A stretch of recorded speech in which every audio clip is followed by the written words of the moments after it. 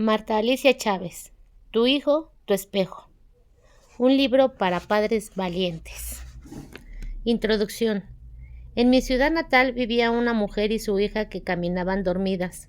Una noche, mientras el silencio envolvía al mundo, la mujer y su hija caminaron dormidas hasta que se reunieron en el jardín envuelto en un velo de niebla. Y la madre habló primero. Al fin puedo decírtelo. Mi enemiga, a ti que destrozaste mi juventud y que has vivido edificando tu vida en las ruinas de la mía, tengo deseos de matarte.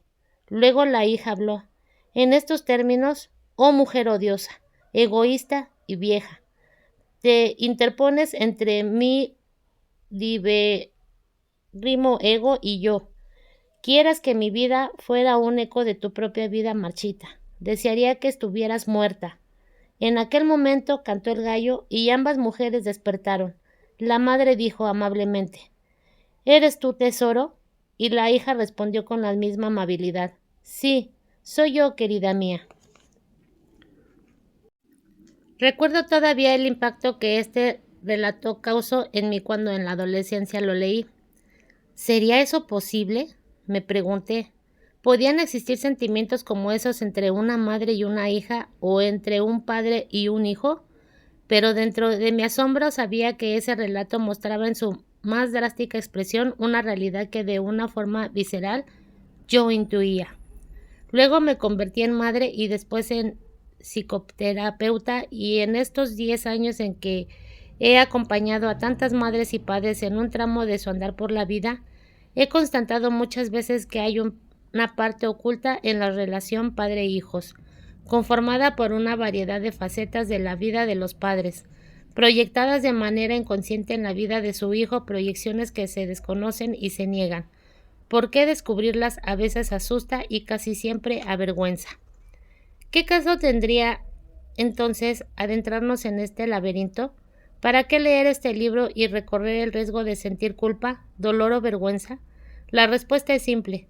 De todas maneras sentimos esto en muchos momentos de la relación con nuestros hijos, sobre todo después de esas explosiones donde surgen los sentimientos reprimidos y negados, donde nos agredimos mutuamente y dejamos la marca de esa ofensa que el tiempo casi nunca borra, y que se va acumulando una sobre otra, dañándonos profundamente, tanto a nosotros como a nuestros hijos. ¿No es mejor entonces conocer esa parte oculta de nuestra relación? ¿No es mejor saber por qué ese hijo, específicamente él, te saca tan fácil de tus casillas? ¿Por qué te desagrada tanto? ¿Por qué te es tan difícil amarlo? ¿Por qué estás empeñado en cambiarlo? ¿Por qué lo presionas con tal insistencia para que haga o deje de hacer? Darte cuenta de que te pasa con tu hijo te abre puertas o la posibilidad de un cambio profundo en tu relación con él, y a veces mucho más frecuentemente de lo que te imaginas.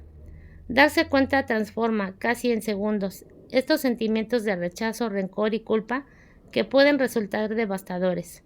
Muchas veces he sido testigo del profundo cambio de percepción y sentimientos de los padres respecto a sus hijos con el solo hecho de descubrir y reconocer a esa parte oculta.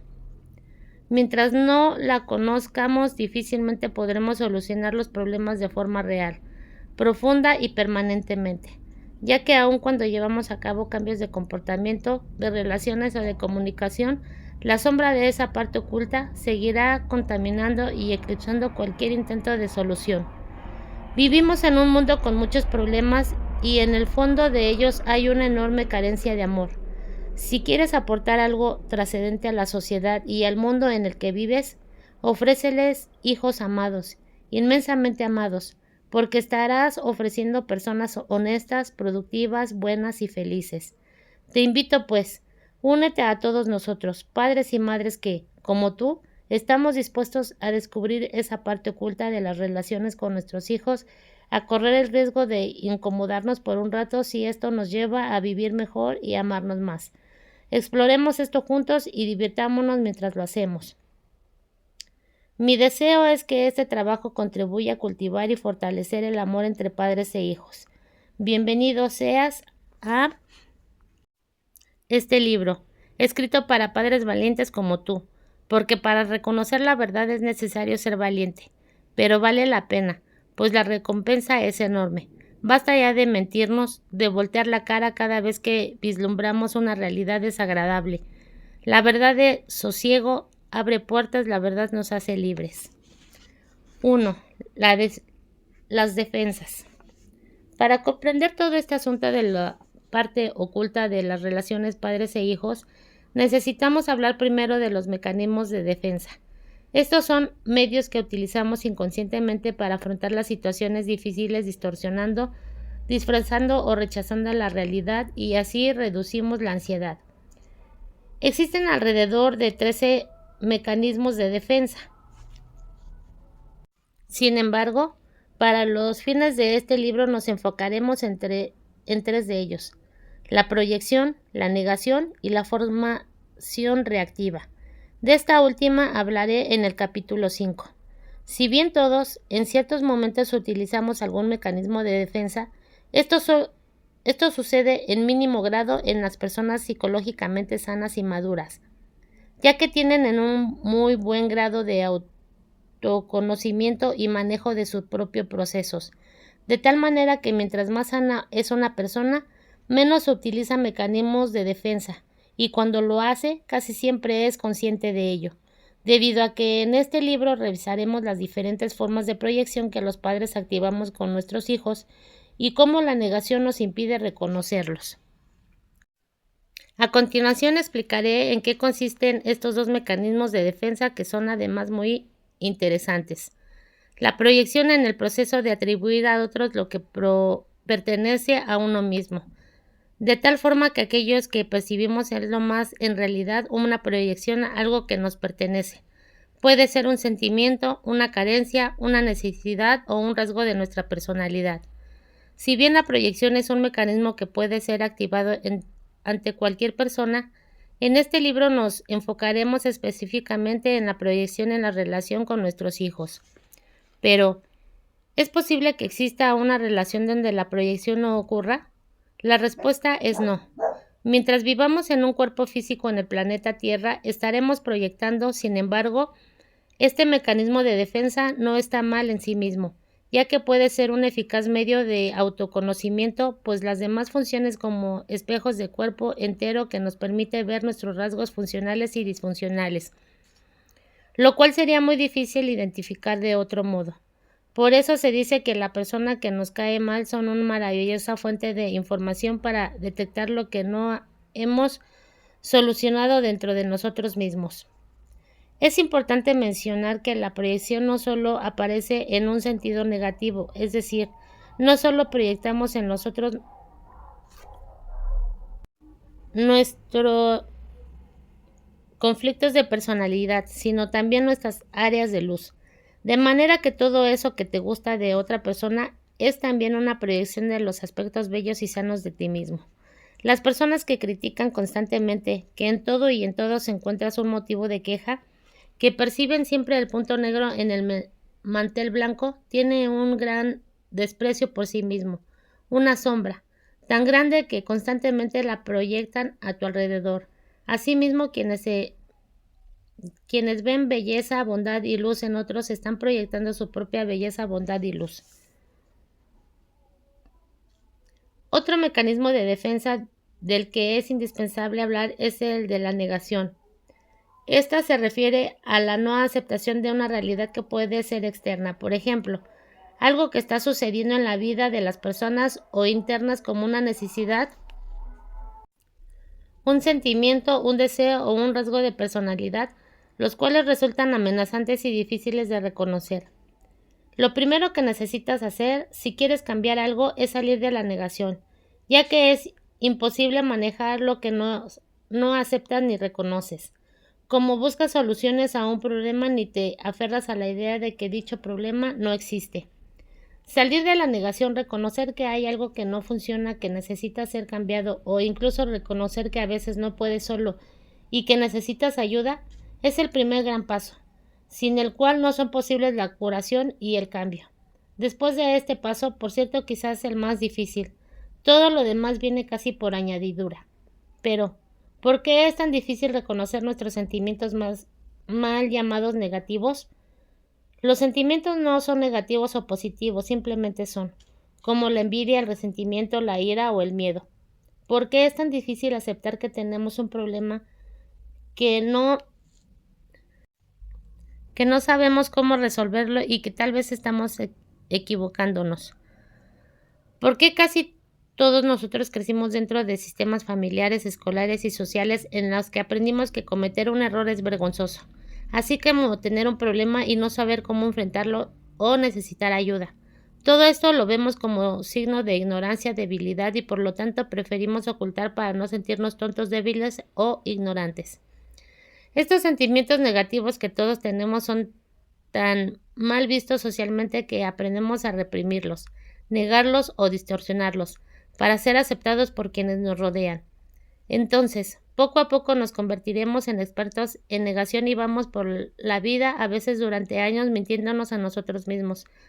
Porque la negación es eso, una gran mentira que apuntalamos y sostenemos a costa de lo que sea para no enfrentar una realidad que nos resulta sumamente amenazante. Otras importantes razones para mantener la negación son el miedo a la comodidad, ya que si reconoces que hay un problema debes hacer algo al respecto. Aunque parezca increíble, muchas personas continúan una negación aún después de ver evidencias clarísimas del problema. Por ejemplo, ven a su hijo consumir drogas o a su cónyuge tener una relación extramarital, o bien que su hija es víctima del abuso sexual de un familiar. Reconocer esto implica tomar decisiones muy drásticas, un divorcio tal vez, una ruptura en las relaciones familiares, una confrontación, en pocas palabras, entrar en un proceso difícil para el cual no siempre se está preparado. Recuerdo casos drásticos o propósitos de la negación, como el de una madre que, teniendo frente a ella a su hijo, visiblemente drogado y alcoholizado, repetía sin cesar: no está pasando nada, no está pasando, no, todo está bien. O aquel joven adolescente que presentaba comportamientos verdaderamente alarmantes como robar en las casas de los vecinos, hurtar motocicletas y artículos en las tiendas. Al ser confrontado con esto, su padre argumentaba: son cosas propias de la adolescencia. Y la madre de una niña de 5 años que era víctima de abuso sexual por parte de su padrastro, aun cuando la niña había informado sobre esto repetidas veces a su madre, ella le decía: no puede ser, seguramente estás equivocada. Así es la negación. No es que estas personas estuvieran intencionalmente evadiendo la realidad, sino que la verdad no son capaces de verla, porque reconocerla implicaría tocar cargas enormes de miedo, de culpa, de impotencia y de tener que tomar decisiones drásticas y difíciles al respecto. En ocasiones lo que negamos no son realidades que están sucediendo, sino sentimientos o necesidades que por cualquier razón no podemos afrontar. Decimos entonces cosas como: claro que no molesta, no me duele, no me importa, etc. Otra razón por la cual nos aferramos tan fuertemente a la negación es que creemos que no ver un problema o un sentimiento significa que éste se va a desaparecer. Frecuentemente escucho a personas aconsejar a alguien que está pasando por alguna situación difícil: ya no pienses en eso o no hables de eso, pero las cosas no funcionan así. Voltear la cara, no querer reconocer un sentimiento, un problema, una realidad, no significa que se va, al contrario, crecerá y echará raíces y se ramificará, hasta que sea tan grande que resulte imposible no verlo. Entonces, solo hasta entonces, la solución o el cambio será inminente, aunque tal vez serán más complicados y difíciles. Existen problemas que empezaron como pequeñas y débiles ramitas y de tanto negarlo, de tanto no querer verlo, terminaron convirtiéndose en un gigantesco árboles. Así pues,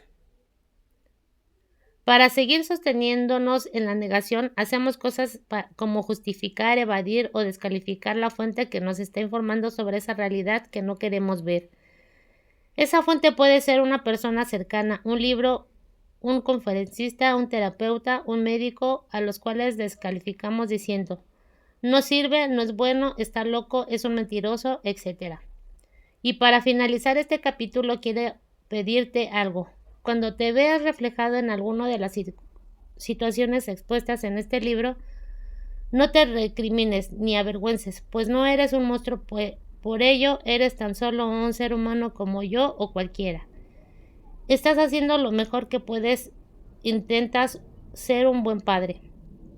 De la mejor manera que conoces, porque detrás de cualquier cosa que haces y dices está genuinamente buscando la felicidad y el amor. Aunque paradójicamente lo que haces y dices con frecuencia te aleja de estas metas. Posiblemente te veas reflejado no solo en tu rol de padre, sino en tu rol de hijo dentro de tu familia de origen, lo cual resultará verdaderamente útil e interesante para reprender mejor tu propia historia. Después de haber revisado las facetas de la proyección y de la negación que maneja con nuestros hijos, te presento en el último capítulo algunas herramientas útiles para que encuentres tus propias soluciones.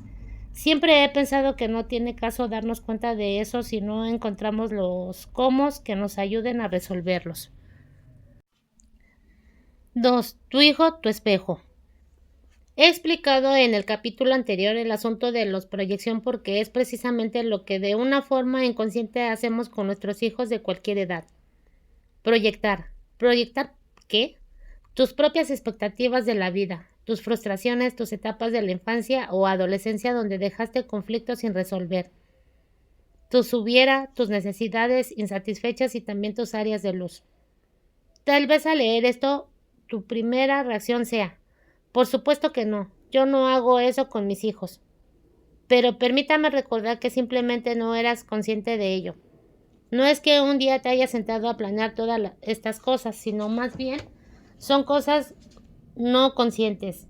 Es decir, que estás manejado por esa parte de la psique llamada inconsciente, lo cual está compuesta por impulsos inaceptables, deseos, experiencias y recuerdos que no pueden ser integrados por el yo. El inconsciente, aunque no sea experimenta directamente ejercer efectos profundos y significativos en tu vida. La función del inconsciente es protegernos, resguardar todo aquello que no es difícil o doloroso enfrentar. Pero también puede ayudarnos a cerrar nuestros asuntos inconclusos echando mano de las herramientas personales de que disponemos y no puede proporcionar todo el potencial necesario para la curación y el cambio. Porque inconsciente no solo es el depósito de material amenazante, sino además es el cofre de tesoros no descubiertos, donde se encuentran tus recursos, tus aprendizajes, tus comos. Así pues, esto que estoy llamando la parte oculta de la relación con nuestros hijos se produce de manera inconsciente, y no como resultado de una decisión intencional y consciente por parte de los padres.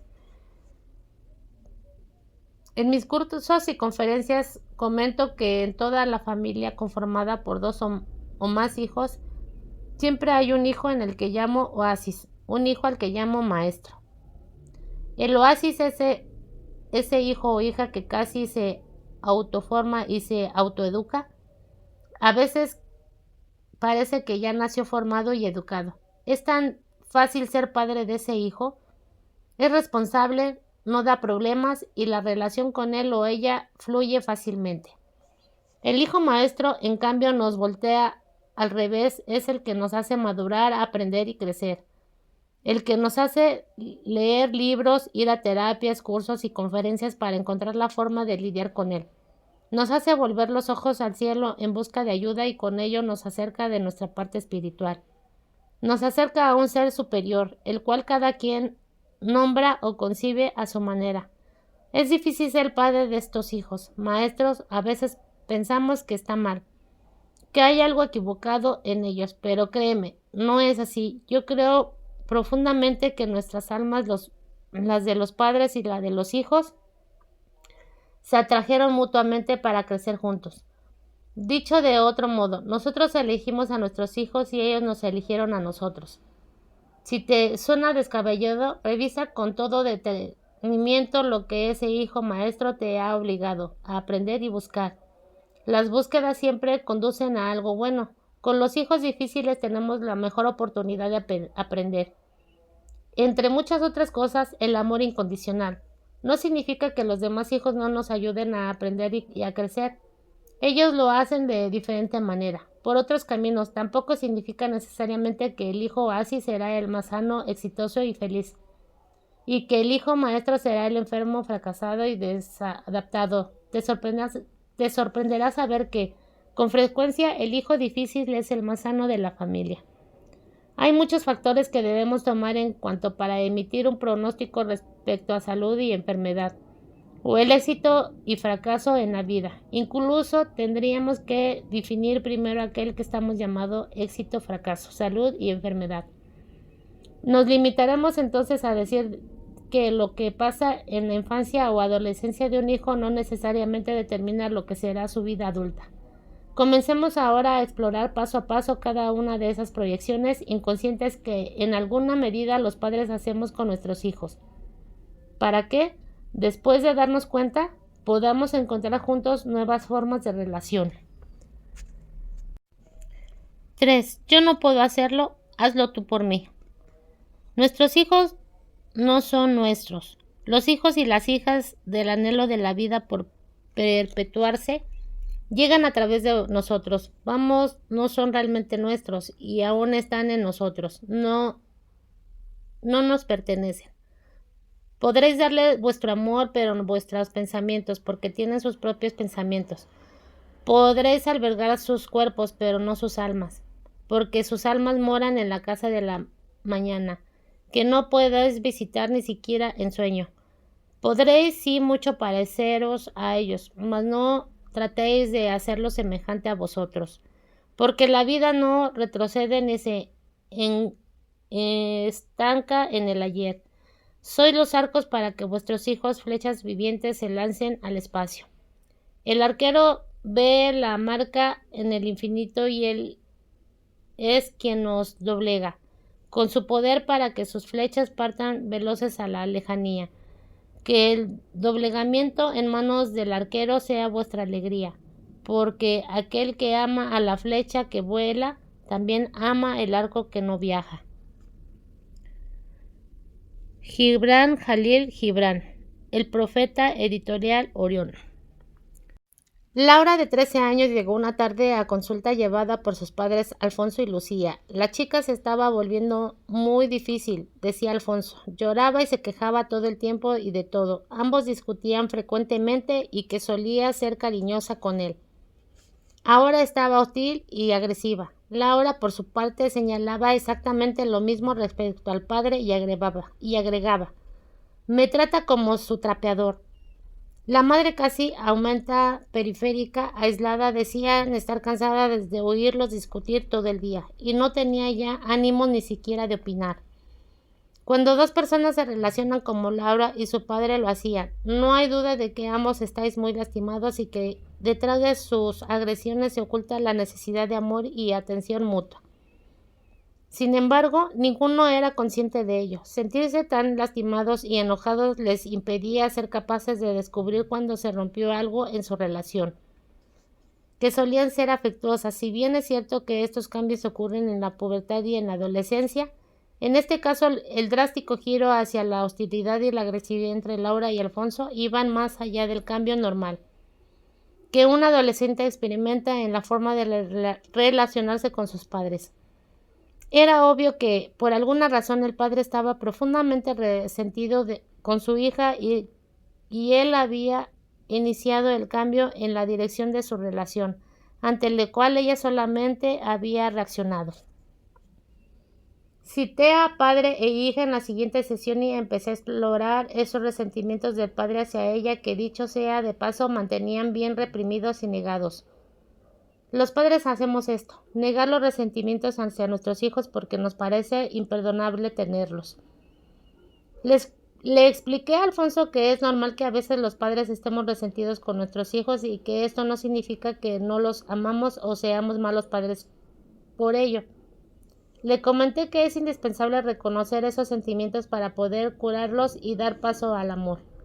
Solo entonces él empezó a abrirse poco a poco hasta que en un momento dado, con lágrimas en los ojos y la voz entrecortada, le dijo a su hija: Laura, estoy tan sentido contigo. No te imaginas cómo me ha dolido tu indiferencia con el piano. Tú no sabes todo lo que tuve que hacer para poder comprarlo. Vendí mi reloj tan especial. Pedí prestado, usé mis ahorros para comprarte ese finísimo piano. Busqué el mejor maestro de la ciudad y mira para qué. Tú cancelas las clases, jamás practicas y el piano durante semanas sin siquiera lo abras. Laura estaba conmovida. Yo también. Era conmovedor ver a ese padre enorme llorando y hablando como un niño dolido. Laura empezó a justificarse y a dar una larga lista de excusas por las que no usaba el piano y cancelaba sus clases. Hasta que tú la detuve y le pedí, Laura, di la verdadera razón por la que lo haces. Di a tu padre qué sientes respecto al piano y a su interés en que aprendas a tocarlo. Ella, por su parte, reventó también en sollozos y le dijo, yo nunca te pedí un piano. Tú dijiste que lo ibas a comprar porque era un hermoso instrumento y te encantaría que yo lo tocara. A mí no me gusta, y te lo dije entonces, simplemente no me interesa. Cuando pasó junto a él siento un nudo en el estómago y no quiero ni verlo, porque me siento tan presionada por ti, tan culpable porque sé el enorme esfuerzo que hiciste por comprarlo. Pero yo nunca te lo pedí, no puedo tocarlo, no quiero tocarlo. Todavía en estos momentos Alfonso quería percibiendo a su hija como malagradecida, desconsiderada y tonta porque no apreciaba algo tan maravilloso como era tocar el piano. Fue necesario trabajar en un proceso individual con él para que se comprendiera lo que le estaba pasando en un nivel muy profundo de inconsciente con el asunto del piano. Pero Alfonso fue un niño pobre, por muchos años deseó tener un piano y aprender a tocarlo. Pero esto nunca sucedió. Ahora, como adulto, al comprar el piano para Laura y encontrarle al mejor maestro, inconscientemente trataba de llenar ese espacio que quedó vacío en su vida. O mejor dicho, quiso que Laura lo llenara por él. Con frecuencia, los padres creemos que somos demasiado viejos para intentar algo, o que no es correcto gastar tanto dinero en nosotros mismos. Entonces, sin ser conscientes de que esa es la razón, mostramos fuerte interés para que nuestros hijos hagan o aprendan ciertas cosas. Así simbólicamente llenamos a través de ellos ese espacio vacío en nuestras vidas. Tales fueron las respuestas de Alfonso cuando las cuestioné porque no daba la oportunidad de estudiar piano ahora que ya era un adulto. Pues no necesitaba que nadie se las proporcionara, puesto que él podía hacerlo. Estas son, por cierto, una de las hermosas ventajas de ser adulto. Reconoció también que compró el piano para su hija porque hacerlo para sí mismo habría sido un desperdicio, un gasto superfluo, innecesario, imperdonable ante los ojos de él y de su esposa. Solo puedo decirse a pagar esa clase para él cuando reencuadramos el asunto imaginado que lo hacía para su niño interior. Para él, niño que un día fue y que todavía tenía tantas ganas de tocar un piano. Al comunicarse Alfonso y Laura respecto a esto, al comprender lo que uno y el otro estaban sintiendo, la relación entre ellos mejoró notablemente y aprendieron la importancia de hablar de lo que sienten. Felipe, un profesionista muy exitoso de 45 años, tenía a Mario, su inteligente y brillante hijo de 18 años, que estaba en el proceso de elegir la universidad donde estudiaría su carrera. Ambos se interesaban en la más prestigiosa universidad del país. En ella, Mario hizo un excelente examen de admisión y fue aceptado de inmediato. El padre se sentía sumamente satisfecho y orgulloso de su hijo. En el proceso de inscripción y al conocer más a fondo el funcionamiento y los sistemas de enseñanza de la universidad, Mario cambió de opinión. Le parecía, según sus propias palabras, que esa institución cortaba la personalidad total del individuo y lo reducía a estudiante que, con la fuerza carga académica que la universidad exigía, no podría hacer nada más que estudiar, como si estudiar fuera lo único importante en la vida, afirmaba. Él quería seguir escalando los fines de semana y tener tiempo para sus amigos, y comentó sus observaciones con Felipe, su padre, quien reaccionó en total desacuerdo. El paso de los días, las discusiones entre ambos seguían y el desacuerdo era cada vez mayor. El padre estaba sumamente enojado, cada vez más, hasta que uno de esos días lanzó a Mario una tajante amenaza. Si no estudiaba en esa universidad, no lo volvería a dirigir la palabra, y aunque le pagaría su carrera en otra institución, no lo apoyaría en nada más, por el resto de su vida. Es comprensible y normal que un padre se interese en que su hijo estudie en la mejor universidad y que intente convencerlo de lo que él con su experiencia considera lo mejor. Pero cuando esa insistencia es de tal magnitud y de ese interés se antepone a todo, incluso el amor y a la relación con su hijo, tiene que haber algo más, algo muy personal e inconsciente que está moviendo al padre desde las entrañas y la proyecta en esa situación. Y así ocurría cuando Felipe era joven, fue aceptado durante penas en esa misma universidad. Significó un gran logro para él y el orgullo de su padre, hombre por demás frío y exigente. No obstante, el tercer semestre fue expulsado por no cumplir con los requerimientos académicos, o dicho en palabras de él mismo, no di el ancho. Fue una gran vergüenza para él y una gran desilusión para su padre, que se lo reprochó durante años. Ahora, a través de su inteligente y brillante hijo, Felipe buscaba simbólica o inconscientemente curar esa frustración, reivindicarse a sí mismo ante esa universidad y de paso ante su propio padre. De nuevo vemos aquí ese mensaje directo y tajante que el padre envía, un mensaje del cual él mismo no es consciente, que no se dice con palabras, pero que es comprendido claramente por el inconsciente del hijo. Yo no puedo hacerlo, hazlo tú por mí. Estos dos casos muestran situaciones donde los hijos han sido fuertes para resistirse a la presión del padre, y aunque pudiéramos pensar que esto está mal, en realidad muestra una gran fortaleza interior y determinación de estos jóvenes para defender a capa y espada lo que quieren.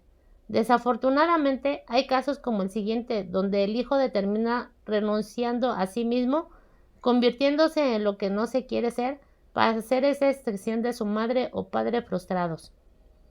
Entonces tiene 28 años, sufre depresión, atraviesa por una evidente crisis existencial y no le encuentra sentido a su vida. Es sumamente sensible y le encanta leer libros profundos, filosofar, pintar, escribir. Posee toda la personalidad del artista y filósofo, pero es administrador de empresas en un posgrado en finanzas y a punto de inscribirse en una maestría en desarrollo organizacional. ¿Te gusta lo que haces?, le pregunto. Pues sí, por aquí está el futuro más prometedor, me contesta, con un tono de voz y un lenguaje corporal que no me permite creerle. Me siento impulsada a preguntarle de quién son esas palabras, porque es claro que suyas no son. Al hacerlo solo se encoge lo de hombros y sonríe. Como única respuesta, el padre de Ernesto, un hombre sumamente rígido y amargado. Tuvo una boyante empresa familiar, heredada de varias generaciones anteriores, y que se fue a la quiebra, según dicen, por su mala administración. Debí estudiar cosas relacionadas con la administración de empresas como mi hijo, comenta el padre con evidentes signos de culpa, frustración y amargura por ese fracaso que todavía no se perdona y que muchos no lo perdonan tampoco, vaciando obstáculos de toda índole. Logró levantar otra pequeña empresa, que es la que ahora su hijo Ernesto, que sí sabe de eso, administra. Tristemente, Ernesto compró la idea, se identificó sin darse cuenta con esa parte de la historia de su padre y creyó que eran sus decisiones, que estaba haciendo con su vida lo que él había elegido. Aunque en ciertas medidas se daba cuenta de todo esto, no se atrevió nunca a contradecir a sus padres o a fallarle, como él decía, estudiando filosofía, arte o cualquiera de esas cosas que tanto le gustan. pero que no sirven para nada, según las palabras de su padre. Ernesto estaba cargando un decreto un tanto impuesto por su padre y un tanto impuesto por sí mismo, que le hacía sentir responsable de componer la historia de su padre y evitar que éste llevara de nuevo a pique a empresas que iban floreciendo. El hecho de que un hijo ayude a la empresa o el negocio familiar que continúe haciéndose cargo de él no está mal en sí mismo. El problema se presenta cuando su vocación, su personalidad y su interés diferente con esa actividad. Es entonces cuando la renuncia del hijo para ser él mismo y realizar su propia vocación cobra un precio muy alto. La insatisfacción con la propia vida, la represión y la frustración de los más profundos deseos y aspiraciones son algunos de los más importantes factores que conducen a la infelicidad y a la enfermedad emocional. Con frecuencia encuentro que las problemáticas de la elección de la carrera en los jóvenes afecta profundamente a los padres, a los hijos y a la relación entre ambos. No hay duda de que la presión que muchos padres ejercen sobre los hijos para que estudien o no estudien una determinada carrera está movida por un interés de bienestar y amor para ellos. Pero no perdamos de vista que el éxito profesional no lo brinda la carrera, ni siquiera de manera determinante la universidad en que estudie, sino más bien la persona. No hay carrera de éxito, hay personas exitosas. Todos venimos a la vida a hacer algo, a eso le llamamos vocación o misión. Nacemos con habilidades y talentos para ello. Desde niños sabemos cuáles son. Es más, jugamos a eso, pero los miedos y los prejuicios y las opiniones de los adultos que nos rodean comienzan poco a poco a influenciar y a poner en duda una claridad respecto a nuestra vocación. De modo que cuando llegamos a la adolescencia nos convertimos en uno de esos jóvenes que han olvidado todo lo que quieren de la vida y para que son buenos. Pero una cosa es cierta, cuando alguien hace algo congruente en su vocación, se le facilita su actividad, la ama, la disfruta, la desempeña bien y por lo tanto el éxito tendrá por añadidura. Estos factores no se inyectan desde afuera con una carrera o una universidad, se llevan dentro. He escuchado la preocupación de muchos padres de que si su hijo estudia determinada carrera va a fracasar, no va a obtener el dinero suficiente para mantener una familia. Usan esa típica expresión de con eso te vas a morir de hambre. Te diré algo, es mucho más probable que fracasen, no pueden mantener a una familia y se mueran de hambre si estudian una carrera que no les gusta y que no es congruente con lo que ellos son. No, así estudian los que a ellos les atrae, les llena el alma y les inspira un profundo interés. Aceptémoslo de una vez. La carrera en sí misma no tiene el poder de dar el éxito. El éxito es una conjunción de muchos factores que tienen que ver con las personas mismas. Punto. Es comprensible, aceptable y válido que algunos padres oscilantes entre presionar al hijo para determinada carrera y luego puedan darse cuenta y corregir, para después volver a presionar y así seguir sucesivamente hasta poder soltar. Pero algo que me indigna de sobremanera son aquellos padres que retiran el apoyo, el amor y aceptación a un hijo solo porque se rehúsan a estudiar o dedicarse a lo que el padre desea.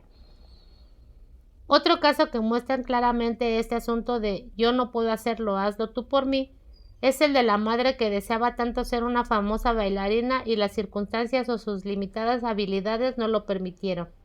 Ella ha forzado, a veces directa y en otras sutilmente por 12 años a su hija Katia, ahora de 17 años, llevándola 4 tardes por la semana a clases de ballet con frecuencia, incluso de fines de semana. Ha utilizado el chantaje sentimental y todo tipo de manipulación cada vez que la hija insinúa que ya no quiere ir. Katia llora ante mí diciendo: se me fue la infancia encerrada en un salón de baile al recordar cuando sus amigas de la escuela se ponían de acuerdo para salir en las tardes o el fin de semana y ella decían: tú no puedes, ¿verdad? Y efectivamente no podía, tenía que ensayar, tenía que ser la bailarina perfecta que su mamá hubiera querido ser. Tenía que ser la joya de su mamá, decía que parecía cuando bailaba. En ese momento de su vida, Katia empezaba a desarrollar bulimia. Ese grave trastorno alimentario que, si bien tiene una gran cantidad de factores que lo causan y la perpetúan, en este caso específico cumplían además las funciones de agredir a la mamá y protegerse de seguir haciendo algo que no quería.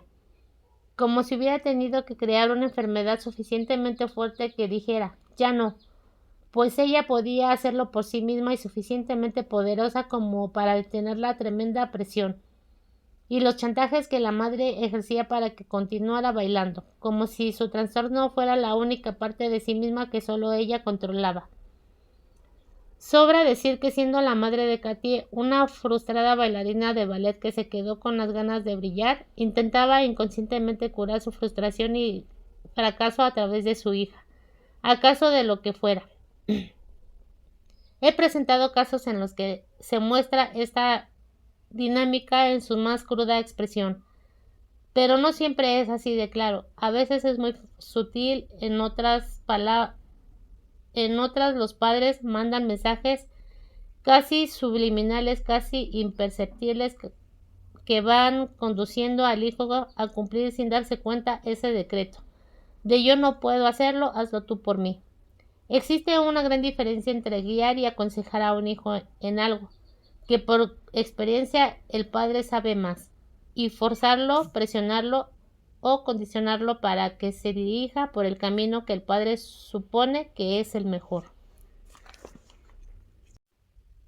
Cuando te encuentres a ti mismo insistiendo demasiado, presionando mucho o muy enojado porque tu hijo no accede a hacer algo que tú quieres que haga, vuelve la mirada hacia ti mismo y revisa cuál es esa parte de tu propia historia que está tratando de resolver a través de él. Es tan fuerte a veces este mensaje que aun cuando los padres o uno de ellos han muerto, el hijo puede seguir sometiendo a este decreto, realizando actividades que en realidad no desea, convirtiéndose en una extensión del padre muerto, el cual ya no puede satisfacer sus aspiraciones. Algunas veces esto se cumple más allá de las decisiones como la vocación o los pasatiempos. Es decir, que se extiende no solo para ser, sino también al ser. Solo el padre o madre hubiera querido ser, o hasta contraer matrimonio con el tipo de persona con la que el padre o madre hubiera querido casarse. El meollo del asunto es así de claro. Aun cuando eres el padre o la madre, no tienes derecho a exigir ni siquiera a esperar que tus hijos sean una extensión de ti mismo, que ellos cierren tus asuntos inconclusos y curen tus frustraciones y amargura. Curar las propias historias corresponde a cada quien y siempre hay formas de hacerlo.